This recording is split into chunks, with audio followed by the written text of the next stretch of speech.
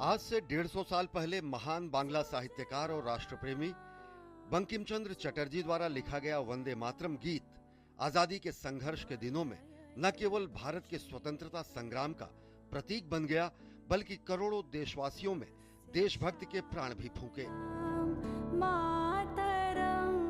वंदे मातरम की रचना ब्रिटिश सत्ता के विरोध और देश प्रेम की भावना से ओतप्रोत एक ऐसी कहानी है जिसने स्वतंत्रता संघर्ष को नए आयाम दिए।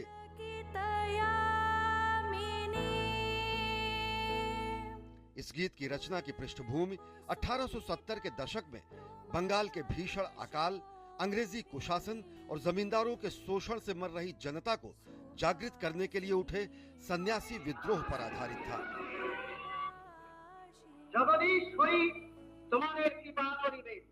वंदे मातरम प्रसिद्ध उपन्यास आनंद मठ का एक भाग है। दरअसल गुलामी के दिनों में ब्रिटिश सरकार ने एक तुगलकी फरमान जारी करते हुए कहा कि भारत में गॉड सेव द क्वीन नामक विदेशी गीत गाया जाएगा। राष्ट्रवादियों ने ब्रिटिश सरकार द्वारा थोपे जाने वाले इस औपनिवेशिक गीत को अपनाने से साफ इनकार कर दिया।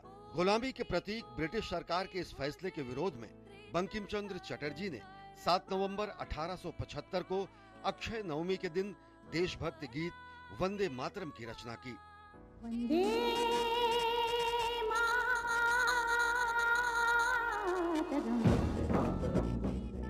दरअसल उस समय भारत में बड़े पैमाने पर सामाजिक, सांस्कृतिक और राजनीतिक परिवर्तन हो रहा था और राष्ट्रीय पहचान और विदेशी शासन के प्रति प्रतिरोध की भावना काफी प्रबल हो रही थी। ऐसे में वंदे मातरम गीत ने मां भारती को शक्ति, समृद्धि और दिव्यता के प्रतीक के रूप में प्रस्तुत किया और भारत की एकता और आत्मसम्मान की भावना को जागृत करते हुए उसे एक काव्यात्मक स्वरूप दिया। जल्द ही ये गीत राष्ट्र के प्रति भक्ति, समर्पण और अमरता का प्रतीक बन गया और आज भी यह गीत भारत की भाषाई और सांस्कृतिक विविधता में एकता का प्रतीक है। वंदे मातरम गीत आजादी के हर सिपाही का स्वर बन गया। क्या क्रांतिकारी और क्या अहिंसा के पुजारी, सभी इसका उद्घोष करते थे और समय के साथ संस्कृत के दो शब्द वंदे और मातरम ने पूरे भारत और भारतीय भाषाओं को एकता के सूत्र में बांध दिया। स्वतंत्रता संग्राम के दिनों में विष्णु दिगंबर पुलस्कर वंदे मातरम को हर कांग्रेस अधिवेशन में गाते थे।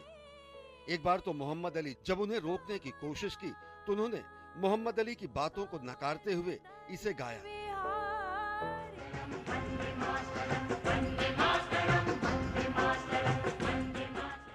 और जब देश आजाद हुआ तो 15 अगस्त 1947 को ओंकारनाथ ठाकुर ने वंदे मातरम गीत गाकर आजादी का स्वागत किया। आजादी का प्रतीक और हमारे स्वतंत्रता संघर्ष की निशानी इस राष्ट्रीय गीत का अनेक भाषाओं में अनुवाद किया गया। प्रख्यात लेखक, कवि और स्वतंत्रता सेनानी सुब्रमण्यम भारती ने इसका तमिल में अनुवाद किया। स्वर कोकिला लता मंगेशकर ने कन्नड़ भाषा में वंदे मातरम की शानदार प्रस्तुति दी है।